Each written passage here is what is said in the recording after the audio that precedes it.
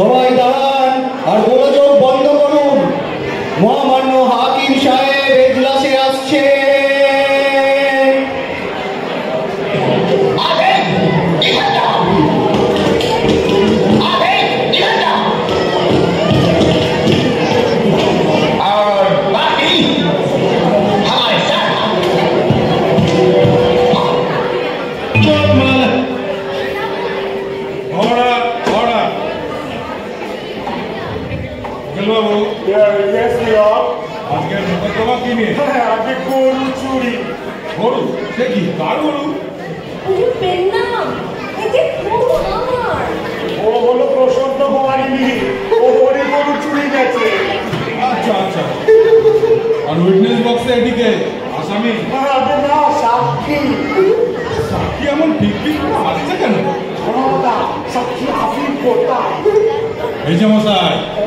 আপনি আসছেন কেন? বাবা, আমি কার থেকে ধান খেয়েছি যে আমাকে খোয়ারে পোড়া হয়েছে। আজকে ওটা খোয়ার না, উইটনেস বক্স। ওকেল বাবু, ওনাকে হলফ পড়াবার ব্যবস্থা করুন। যথা আজ্ঞা বাবা, শপথ করার। এই যে বলো তো দেখি, আমি পরমেশ্বরকে সত্য বলতে পারবো না। জীবনে পরমেশ্বরের সাথে আমার দেখা সাক্ষাৎ হয়নি। তাতে কি হয়েছে? হলফের ওটাই কম। প্রয়োজনে মিথ্যা বলি না এরকম নয়, কিন্তু গোড়াতেই পবিত্র ধর্মাধিকারের সামনে দাঁড়িয়ে এত বড় মিথ্যে কথা আমি বলতে পারি। ঠিক আছে ঠিক আছে, সাক্ষী ওদের ব্যাপারে অবজেকশন আছে দেখছি। ওকে সিম্পল অ্যাকন্ডিশনই করতে বলা হবে। হুজুর যেমন বলেন। আচ্ছা বলো, আমি প্রতিজ্ঞা করিতেছি। কি প্রতিজ্ঞা করেছিস? না জানিয়া কি করিয়া প্রতিজ্ঞা করি? সাক্ষী ভারী ভারী যাকে যাকে এইসব ফর্মালিটি থাক। ওকেল বাবু, আপনি পরে প্রশ্ন করুন, মামলা করে দেবো। শোনো, যা জিজ্ঞেস করছি তা যথাযথ উত্তর দেবে, বাজে দেবে একদম না। মানে আমাকে যা জিজ্ঞেস করা হবে না তার জবাব চলবে। হ্যাঁ, তাই সেক্ষেত্রে অনেক কথা জানা থাকলেও বলতে পারবো নি, তখন অপরাধ ধরতে পারবে না। আরে বাবা, সে আমি বুঝবো। এখন শুধোচ্ছি, যা বলছি তা বলো। তোমার নাম কি বলো? জবানবন্দি ড্রাইভার আছে নাকি যে বাড়তি যেমন নাম বলতে হবে? ইচ্ছা করে মানে ইচ্ছা করে গেল। উকিল বাবু, আপনি একটু স্কিপ করুন, ব্যাপারটা বেশ জমে উঠেছে। বাবু, আপনি একটুখানি চায়ের ব্যবস্থা করুন তো। আর উকিল বাবু, আপনি পরের প্রশ্নগুলো করুন। এই ঠিক করে বলো, তোমার কি জাতি বলো? আমি যে একটা জাতি। শুনছি তুমি কোন জাতীয়? হিন্দু জাতীয়। সে কথা হচ্ছে না, তুমি কোন বর্ণ? দেখতে পাচ্ছেন না গো, ঘর তার কৃষ্ণ বর্ণ তো। ঠিক চাই, তোমার চারপা কিছু আছে? না না না, আমি দেখতে পাচ্ছি ওনার বইতে আছে। আমি লিখে দিচ্ছি, জাতি ব্রাহ্মণ। এই ঠিক করে বলো, তোমার বয়স কত সেটা বলো। দাঁড়ান, ঘড়ি দেখি। ঘড়ি থেকে বয়স বলবে? হ্যাঁ, তা বলছি, ওই তো অল্প। আপনি বলুন। আমার বয়স 51 বছর 2 মাস 13 সেকেন্ড। কি যন্ত্রণা! তোমার ঘন্টা মিনিট থেকে বলতে বলেছে। না বললে তো বলবেন বয়স বেরিয়েছে। আমি কোনো কথা গোপন করবো না বাবু। বাবা কমলাকান্ত, বলো তোমার নিবাস কোথায়? বাবা কোথায়? তোমার বাড়ি কোথায়? বাড়ি দূরে থাকবো, আমার এখন কিছুই নেই। বাবা, তুমি থাকবো কোথায়?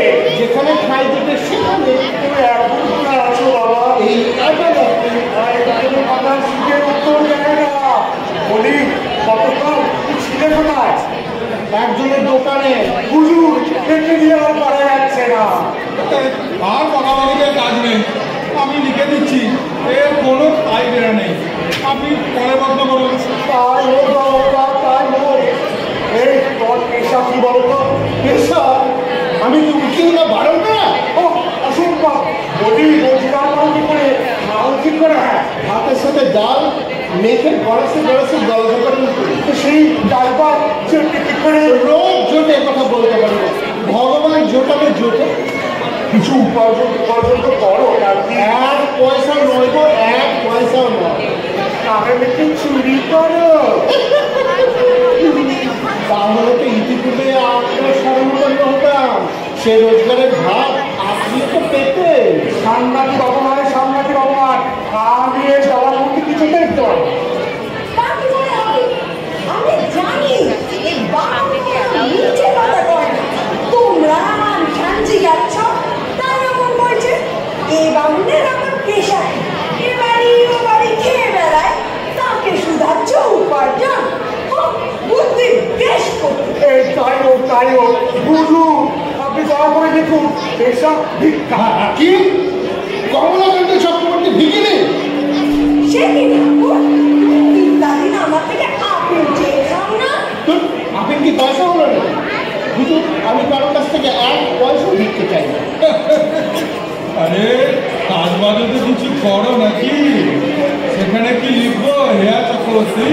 লিখুন, ব্রাহ্মণ ভোজনের নিমন্ত্রণ গ্রহণ। আচ্ছা আচ্ছা, ঠিক আছে, তাই লিখছি। অভিনব বসে।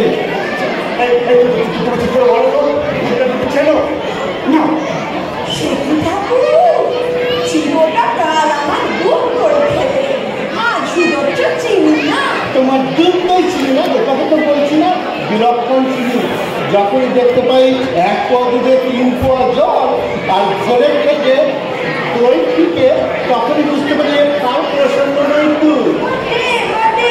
আমার দুধ দই চেন আর আমায় চেন না। মেয়ে মানুষকে কি কবে চিনেছে দিদি?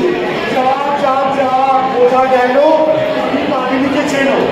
তোমার সম্বন্ধ তোমাকে দই বলা চলে। আগে ওর নয়, ওর গাইয়ের বটে। তাই এখন বড় থেকে গরু চুরি ঠিকানা করে গেল। গরু চুরির ব্যাপারে? গরু চুরির ব্যাপারে আমি কিছু জানি না। আমার বাপ কিছুও জানে না। আর কি যন্ত্রণা বলি, প্রসন্ন বলেনি গরু যখন চুরি যায় তখন তুমি দেখেছো তো? চোর বেটার এখন অত বুদ্ধি হয়নি আমার সাথে গরু চুরি করে।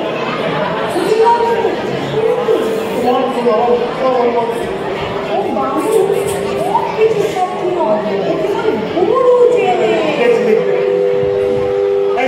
বলো তো তুমি গরু চেনো তো?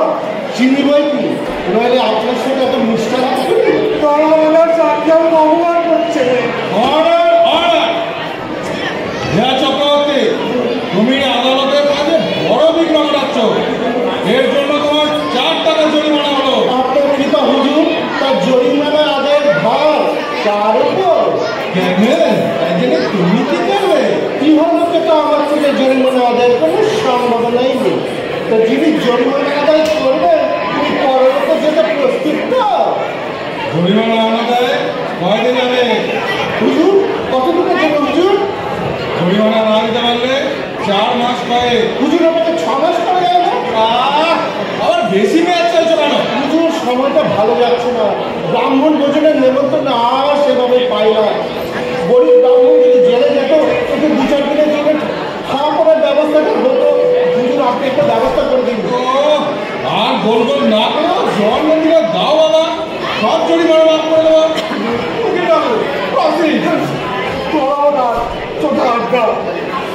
এই বাবা, ঠিক করে বলো তো বাবা, গরু চিনতে পেরেছো তো?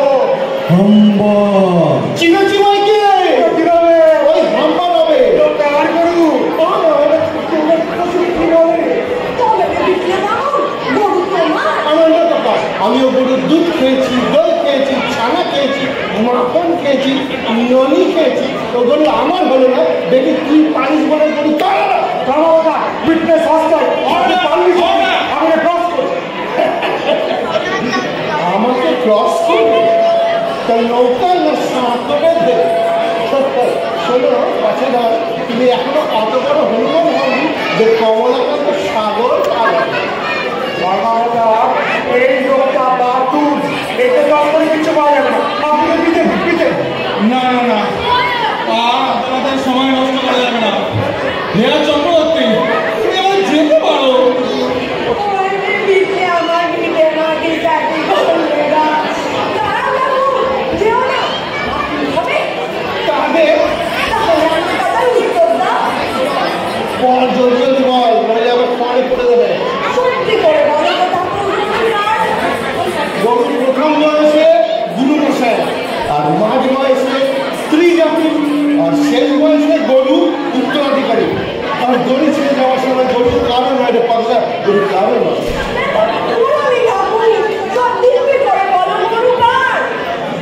যে দুধ খায় গরু তার।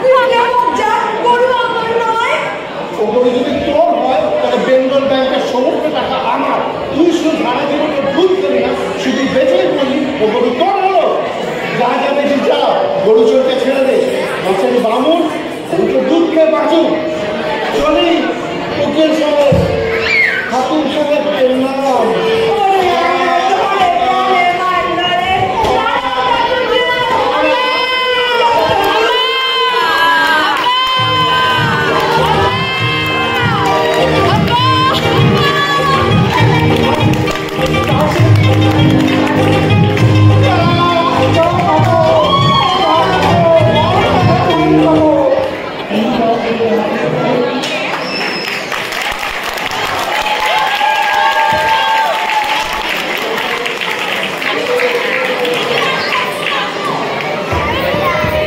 বাকি দুজনকেও ডেকে নিই। আমাদের এই নাটক যেটা বঙ্কিমচন্দ্র চট্টোপাধ্যায়ের লেখা নাটক জগন্নাথ, তার অভিনেতা অভিনেত্রী যারা, ওদের থেকে আমি বলি প্রসন্ন মালিনী পায়েল, মুরলি ছোট্ট একটা বলে মুরলি দেবাঞ্জন, আমাদের বাবু সায়ন, হাকিম সাহেব অনিশ, আর যার গল্পটা বেশ করে বঙ্কিমচন্দ্র চট্টোপাধ্যায় লিখেছিলেন কমলাকান্তের দপ্তর, সেই কমলাকান্ত হচ্ছে আমাদের অরিজিৎ দা।